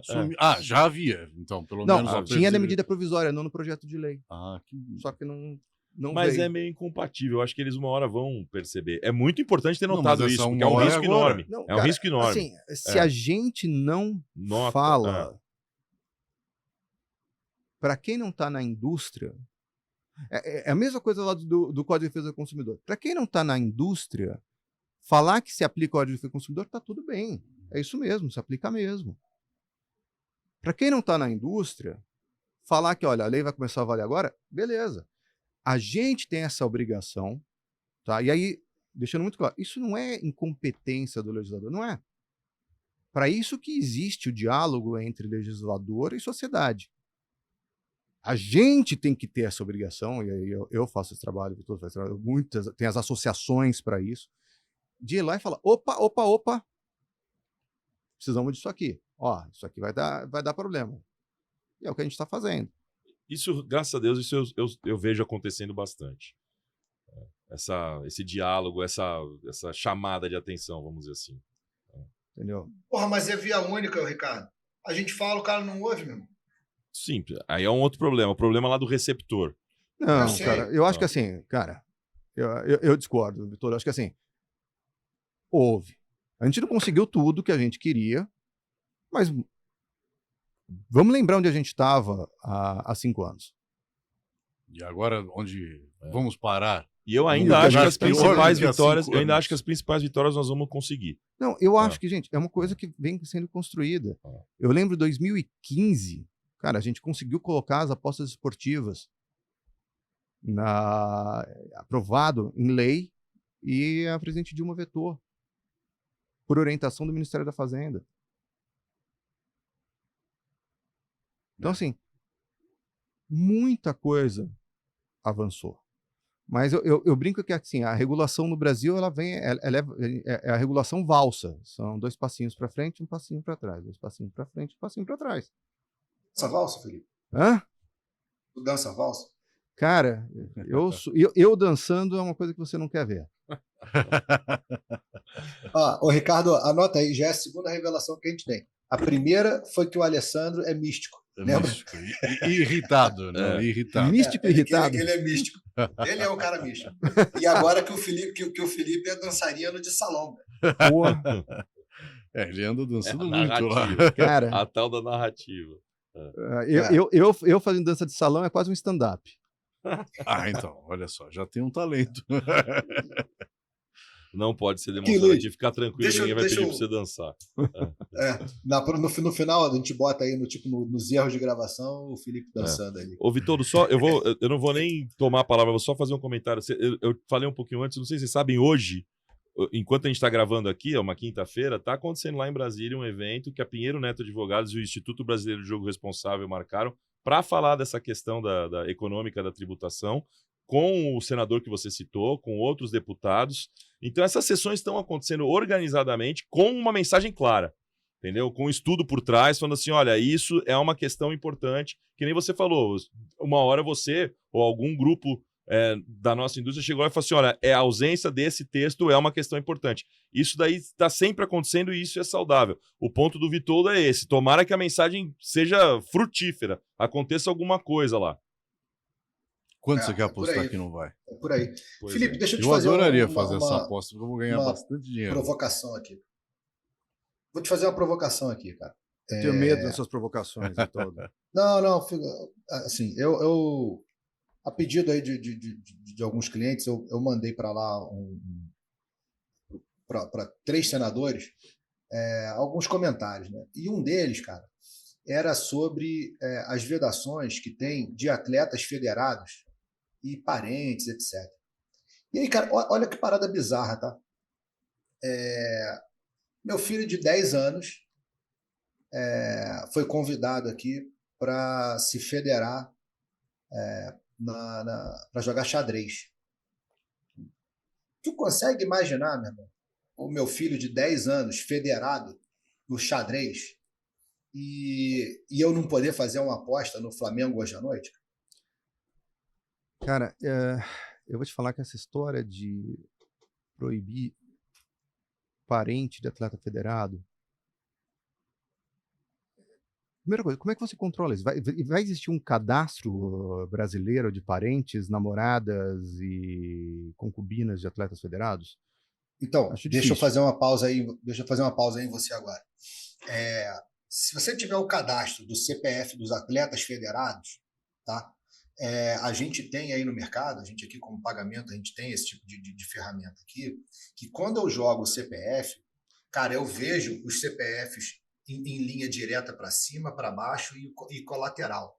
Então, assim, teoricamente, tá? Já existe alguma coisa assim. O método de pagamento poderia, quando você aplicasse um Pix, eu pegar o teu CPF e tentar cruzar com o CPF. Irmão, olha só, é uma lenha, tá?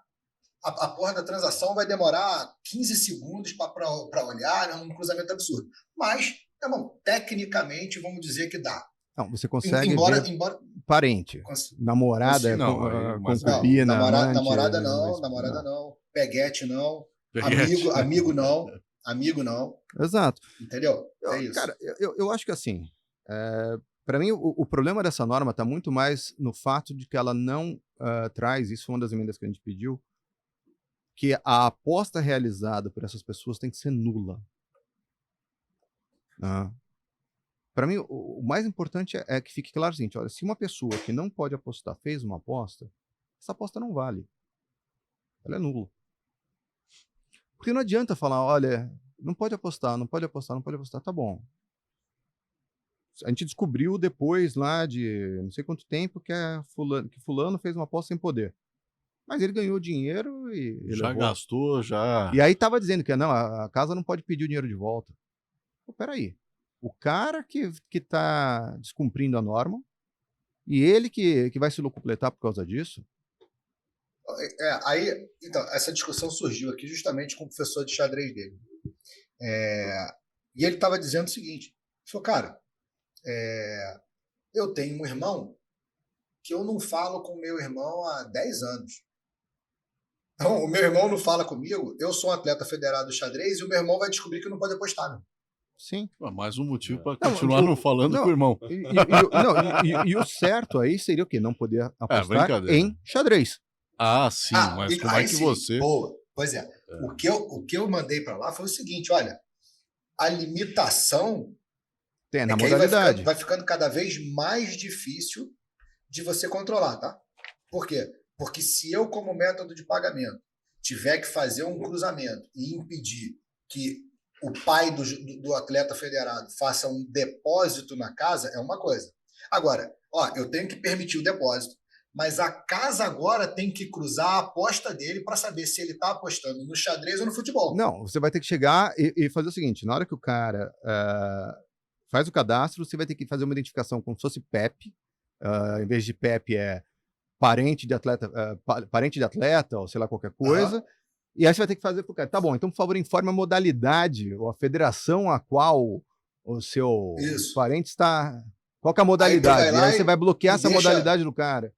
E deixa esbranquiçado essa modalidade. Não, é impossível. Vai ter pai deserdando filho federado pra caramba. Aí cara, assim, de novo, são aquelas ideias de boa intenção, difícil execução e zero eficácia. Boa intenção, o inferno tá cheio. Entendeu? Que infelizmente isso aí tá cheio também. Lembra que veio também a proibição de negativados apostarem? Isso caiu, cara, né? Sim, mas, cara, pelo amor, não, teve gente ainda batendo palma para isso. Não, teve mesmo. E eu gostaria que as pessoas também hoje fizessem em relação à Caixa Econômica, não pode fazer aposta. Não, e aí eu levantei... Isso foi um ponto interessante que você pegou. O cara não checa isso lá na loteria. Não checa nada. Eu levantei essa questão da Caixa e uma outra questão que é o seguinte, cara, você tá falando aí de 50% da população brasileira. Pô. E outra, quanto custa uma consulta ao Serasa, ao SPC Serasa? É verdade. Então, mais um custo. A cada aposta eu tenho que fazer uma consulta para esses órgãos? Acabou, esquece. E outra, vai inibir o cara de fazer compra supérflua no e-commerce, por exemplo, que não é da cesta básica? É o mesmo princípio. Sabe, a gente já tem a restrição de não poder vender a crédito. Todas as vendas são à vista. Agora, cara, você impor esse custo operacional, porque tudo isso é custo operacional. Exato, se reflete. Essa consulta que vai fazer, você falou de fazer, olha, se o cara é parente de atleta ou não sei o quê, é um custo operacional. Felipe, quando você fala, o que você acha da venda de cartão de crédito? Venda de cartão de crédito? Desculpa. O cara vai apostar usando cartão de crédito ao invés de Pix. Olha, eu entendo a proibição como uma tentativa de evitar o superendividamento. Tá? Mas você acha que essa operação do crédito ela é uma operação de crédito ou à vista? Como uma medida... No cartão de crédito. Vamos lá. O pagamento com cartão de crédito ele é à vista para o fornecedor. É isso, eu também acho. Tá? Mas, do ponto de vista de política de jogo responsável, eu não vejo problema em não permitir cartão de crédito. Pelo contrário, acho saudável, principalmente no Brasil, onde você tem um nível de endividamento muito alto e uma taxa de cartão de crédito que é estúpida. O problema hoje, eu acho que é outro. Você tem estruturas de pagamento que permitem fazer Pix com cartão de crédito.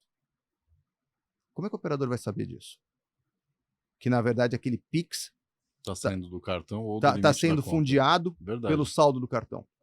Não, peraí, pior. Quando eu fizer o Pix, como é que você sabe que eu tenho dinheiro na conta ou que eu não usei o meu cheque especial? É um Pix? O dinheiro saiu. Se o Itaú me emprestou dinheiro, meu irmão, não tem. Aliás, se eu pegar dinheiro com o meu vizinho aqui, meu irmão, tô precisando fazer uma aposta hoje, faz um Pix de R$100 para minha conta aí. O cara tá com um Pix de R$100, eu mando pra casa. Eu concordo com isso, tá? Agora, de novo, eu acho que cartão de crédito, você está falando de uma parcela relativamente pequena da população brasileira. O Pix é um meio de pagamento que é muito mais efetivo e mais popular. Cartão de crédito a gente vai ter um problema de chargeback gigante. Não, tudo bem. Mas então, assim, eu acho que de impacto... do operador decidir se quer ou não. Não é. Eu tô falando da questão da proibição. Não, é que eu acho, Vitor... Desculpa, Maia, fala. Não, é só porque, assim, eu entendo o que você está falando. Também entendo o argumento sobre o ponto de jogo responsável. Eu só não acho essa discussão relevante para o momento. Eu acho que a gente tem discussões que são muito mais críticas, muito mais relevantes do que a questão do cartão de crédito agora. Até porque a gente dispõe no Brasil de meios de pagamento que são muito mais populares, muito mais efetivos. Eu não acho isso hoje uma... E assim, eu não estou desmerecendo aqui o tema, tá? E concordei com quando você falou que é pagamento à vista, tudo. Eu só acho que esse não é um tema relevante para o momento. Concordo. Eu acho que o foco do jogo responsável é um pouco diferente dessa tua ilustração, Vitor.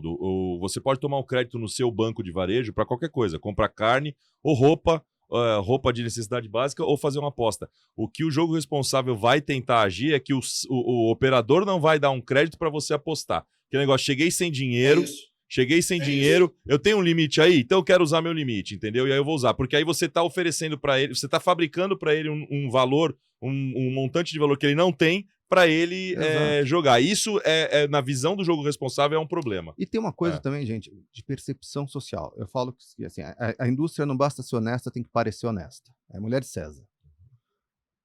Do ponto de vista de percepção social, a gente não aceitar cartão de crédito é bom. Por quê? Se a gente começa a aceitar cartão de crédito, o pessoal começa a se endividar. Olha, tô aqui com um rotativo do cartão de crédito, tá me custando 15% ao mês porque eu joguei. Vai pegar mal para a indústria. Exatamente. A gente não precisa disso. E no fim é porque ele jogou, porque ele comprou carne, aí, porque ele... pra tudo. Bom, pessoal, vamos pro ping-pong. Vamos lá pro ping-pong. Claro. Vamos fazer um ping-pong rapidinho dessa vez. Sacou, cortou, levantou.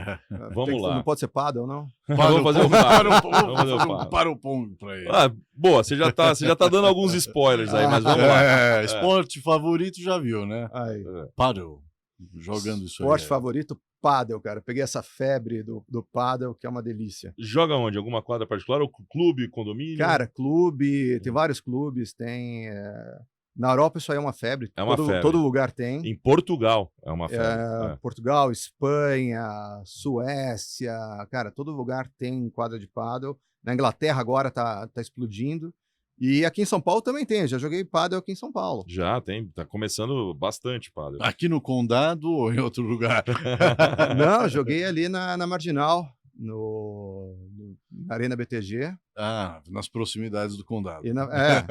Aqui no Condado acho que tem paddle, tem Moema também. Tem. Vai. Estão começando a construir. Time do coração, você já deu um spoiler também durante o programa. Sim. Do coração não é, né? Eu acho que ele foi obrigado em algum momento da vida Eu vou te falar que assim, eu não sou cara do futebol. Eu jogo futebol arte, né, desde pequeno, arte moderna, ninguém entendia que porra fazer com a bola. Eu podia falar palavrão aqui. Você era ambidestro. Eu também. Você era ambidestro, chutava mal com as duas. Cara, eu sou péssimo. Eu pensava que era rugby quando era criança. Não, sério, na faculdade eu era o primeiro a ser escolhido. Quando jogava pelado, eu era o primeiro a ser escolhido, porque eu sempre quebrava alguém do outro time. Ótimo, tá vendo? Eu sempre quebrava. Então, assim, eu sou péssimo jogando futebol, nunca tive esse gosto pelo futebol. Um primo muito próximo meu é São Paulino. Aquela história, para não ter exceção de saco, eu virei São Paulino. Acompanho, vi os campeonatos mundiais, fui em 92 na final do São Paulo e Palmeiras. Mas se eu falar que eu sou São Paulino roxo... Não sabe nem escalar. Não sei escalar, cara. Mas participei da negociação do contrato de patrocínio de São Paulo e tenho uma camisa do São Paulo que eles me deram de presente, que eu guardo essa no coração, com o autógrafo do Rogério Ceni. Olha aí. Então, é o time que você torce. É o time que você torce. Isso aí. Hobby preferido? Você tem algum hobby? Cara... Rosa. Hobby de chambre. Cara, assim, tempo livre para mim é ficar com as crianças. Eu tenho 2 filhos maravilhosos, de 6 e 9 anos, um casalzinho. Não é hobby, minha profissão é ser pai, meu hobby é ser advogado. Perfeito. Boa, gostei. Qual jogo você gosta do nosso... Entrou num cassino, pra onde você vai? Qual a mesa que te atrai? Ou maquininha? O restaurante ou o bar. A mesa do restaurante ou a mesa do bar. Não, mas se você tiver que jogar alguma coisa. Cara, alguma coisa poker. Poker. Poker é legal. Poker eu gosto. Poker é bom. Eu gosto da ilusão de que a minha habilidade ou a falta dela vai contribuir de alguma maneira para o resultado. É uma ilusão, gostei. Adorei essa definição. Admitida, uma ilusão admitida. Não, exato. O negócio de falar que é um jogo de habilidade, se eu tiver uma mesa, uma mão boa... Não, quando eu falo que a minha habilidade, a ilusão que a minha habilidade vai impactar é porque, assim... Eu não sei a habilidade dos outros, pô. Exato. Que provavelmente vai ser muito maior do que a minha. País ou região fora do Brasil preferida? Para fazer negócios ou para... Londres. Londres está no coração da indústria. Todo mundo. Londres, e acho que assim... quando a Ice sair de Londres, 2025, vai ficar todo mundo triste, órfão. Barcelona é uma maravilha, Nem se compara. mas Londres é Londres, Nem né, se cara? compara. Eu prevejo ano que vem um clima de farewell forte Sim. nessa próxima. Eu vou Ice. abrir a bis lá. Você British faz muito iGaming bem. Summit. Olha, Vambora! gostei. Boa, eu British iGaming Summit. Eu falo direto que eu gosto de MPB, música popular britânica, é o mesmo princípio. Olha, é o mesmo princípio. entramos nessa. Bom, joia. Luiz, obrigado, Luiz Felipe, foi um prazer. Nós estamos chegando no final aqui, vou te fazer já a minha saudação final, agradecer pelo bate-papo, pela riqueza de comentários e detalhes do que está acontecendo lá. Pela Esse é o aula tema, também, né? esse é o tema do momento, do ano e dos próximos meses também da nossa indústria e talvez foi o episódio que a gente melhor conversou sobre isso. Te agradeço por isso. É um prazer, obrigado gente. pela tua Obrigado presença. a vocês. Gente, Deixa a obrigado. saudação final Agradeço também para os meus muito colegas. obrigado, foi fantástico. É uma aula, né? A gente aprende tanta coisa, discute coisas aqui que realmente não sei se eles vão ouvir lá, mas se ouvirem, 10% já começa a ajudar bastante, né? Obrigado pela presença. Vitoldo, Ricardo, muito obrigado também. E é isso, né? É isso. Faz a Meus sua. amigos de Encerra o bancada aí, programa, obrigado. Vitoldo. Vamos lá, meus amigos de bancada aí, obrigado. Luiz, valeu pela presença, cara. É sempre bom falar contigo. Acho que o bacana desse nosso programa aqui, cara, é que a gente torna público as discussões que a gente tem quando a gente senta numa mesa de um restaurante, uma mesa de bar. E eu acho que isso, cara, tem trazido um resultado interessante pelo feedback que eu recebo. Então, obrigado aí pela presença, cara. Obrigado pela franqueza com que respondeu a tudo. E para quem está em casa aí, ó, bate no sininho, clica no curtir, compartilha. Ricardo, faltou alguma coisa aí? Não, agradece 5 estrelas lá no Spotify. Galera que já está agora... 5 estrelas no Spotify. Cara, vou te 5 falar, estrelas no Spotify. abrir e terminar o programa é muito difícil, cara. Termina você aí, um abraço. Não, você foi muito bem, você foi todo o caminho. Só uma saudação final, um agradecimento final para os nossos patrocinadores. Ale, quer fazer essa vez? Não, pode seguir. Online EPS, super afiliados, Zebac, a Game Media, trouxeram novamente esse episódio para você que a gente está encerrando agora. Muito obrigado, a Calma Luiz. Produtora que está fazendo aí Muito obrigado nosso... a Calma Produções, que torna a parte técnica fácil para a gente poder só sentar aqui e bater papo. Muito obrigado. Valeu. Foi mais um episódio, pessoal. Valeu. Muito obrigado por obrigado. assistir. Tchau, tchau.